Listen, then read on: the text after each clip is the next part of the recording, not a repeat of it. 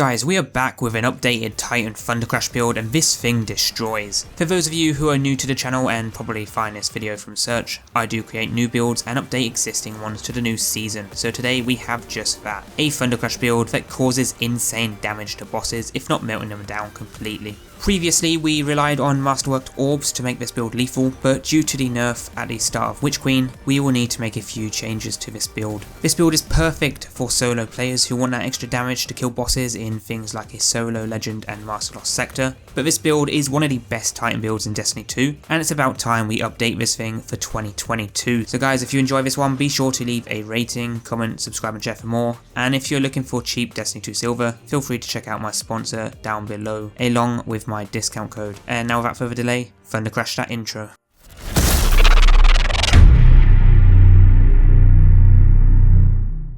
Now before we start, I have two things to say. The first one, this build can be used as a variant, meaning that you can use the same build setup, but change one or two mods to achieve a completely different playstyle. So for example, if you want to get your super faster, you can do that. If you want to chain arc damage, you can do that. Or if you want a complete best DPS setup for playing as a solo player, you can do that too, which is what we'll focus on with this build today. Secondly, as always, I do create builds every week, and I have a full playlist link down below that you can check out for more top builds in Destiny 2, because if you don't like this one, you may like some of the other ones. Now this build is probably the most simple build you can have in Destiny 2. It's really easy to make, it's optimizable, so you can use it for pretty much any activity in the game, whether that is a solo lost sector or a 6-player activity. Now the way this build works is you'll start by becoming Charge of Light, which for this setup the best way currently is to perform a finisher. This will spawn 2 Arc Elemental Wells, and then picking up those wells will make us charge with light twice. You'll then use those stacks on the Charge of Light mod of your choice, so for me that is an Argent Ordnance to buff our damage by 35%. Now this is good because we'll be using a Lucent Finisher mod, so finishing a champion will spawn us heavy ammo for our rockets, but also buff the DPS of those rocket shots, because it will spawn us those wells to become Charge of Light, right? So you're using a finisher to get 2 benefits for 1. So to set this build up, you're first going to want to be using rocket launchers. That is if you are going for the extra DPS for rockets. Otherwise you don't have to, but for the sake of this build, we are going to be basing it around the use of rocket launchers. For the subclass, we are a middle tree Thundercrash that comes with a ballistic slam, a really fun melee actually, but because we're using Thundercrash, and this is a Thundercrash build, you'll want to use the Cuirass of the Falling Star Exotic chest. If you don't have this, you can farm it from Legend of Master Lost sectors when the chest armor is the daily reward. But I would also keep a Lion Rampants handy because you can swap to them to Sword Skate and Sword Fly, which is also fun for speedrunning, and besides, you don't actually need the Cuirass Exotic on